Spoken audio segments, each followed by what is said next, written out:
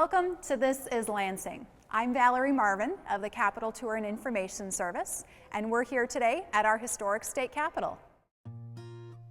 The state capitol of Michigan sits on Capitol Square in downtown Lansing at the corner of Capitol and Michigan Avenues. For a group of 10 people or more, you will need to schedule a tour in advance. Book early. Dates fill up fast for this popular destination. If your tour group has less than 10 people, you're welcome to stop in at any time, and we will add you on with an already scheduled tour. Or a self-guided tour booklet is available free of charge. Tour booklets are available in English, Spanish, French, Russian, German, and Japanese. Visitors park at metered street parking around the Capitol grounds perimeter.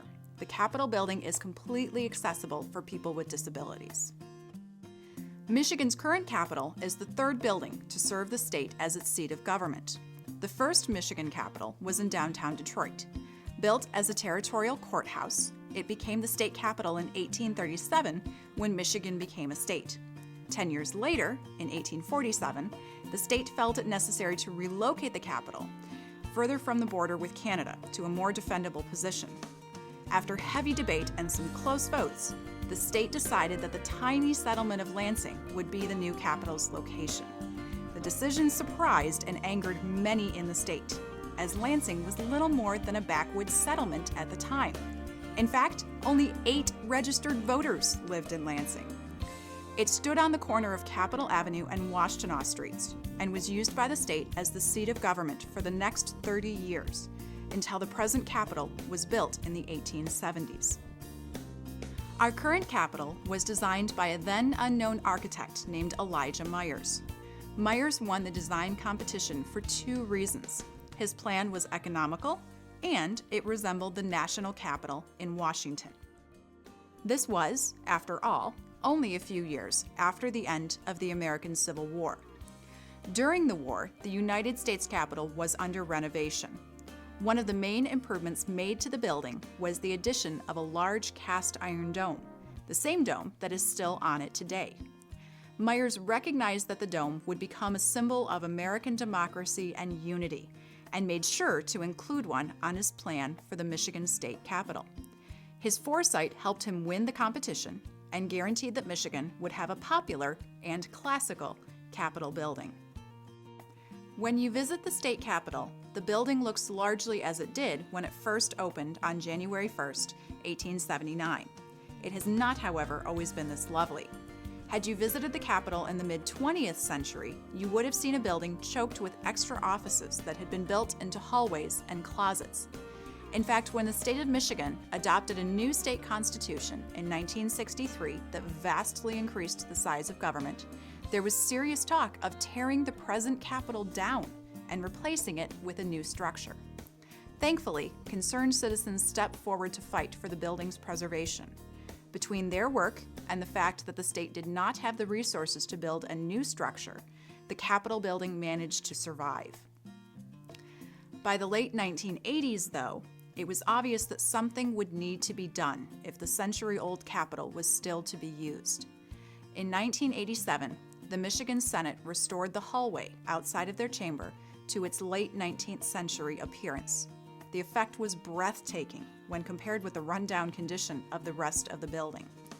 Before long, the State House and Senate banded together and vowed to fully restore the building. After several years of painstaking work, the beautifully restored Michigan Capitol was rededicated in the fall of 1992. When you visit the Capitol, make sure that you take time to enjoy all of the wonderful artwork in the building.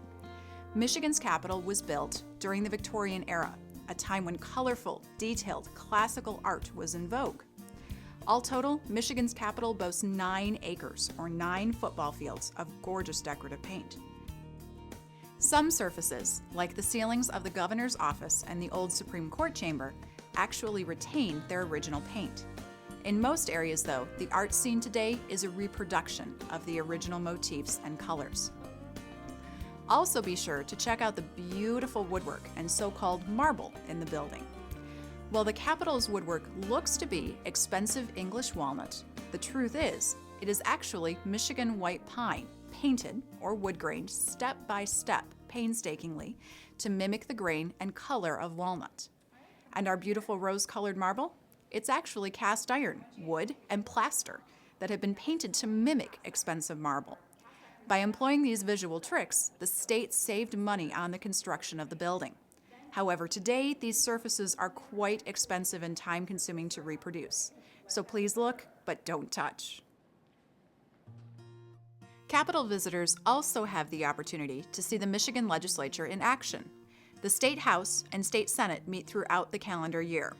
Their meetings are generally held on Tuesdays, Wednesdays, and Thursdays, with one chamber convening in the morning and the other in the afternoon. All sessions are open to the public and can be viewed from the third-floor chamber galleries. Occupancy of the gallery is limited to seating only, so if the room is full when you come, you will need to wait outside until seats become available. Also, session schedules are subject to change, so for a full schedule of upcoming House and Senate sessions, check out the state's website at michigan.gov. Today, the people of Michigan can be proud of their beautiful capital and the grounds upon which it sits. By continuing to preserve this building and care for it, we assure that this building, a priceless state treasure, the People's Building, will continue to stand for years to come.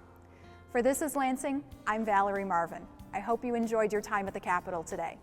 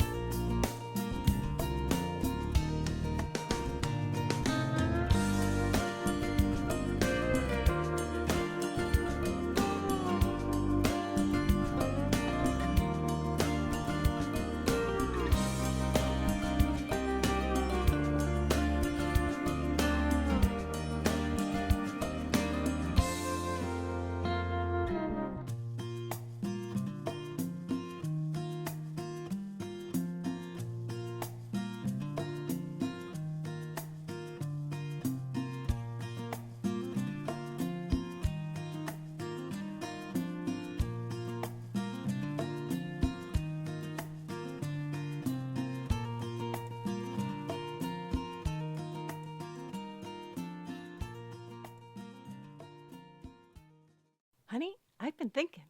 Uh-oh.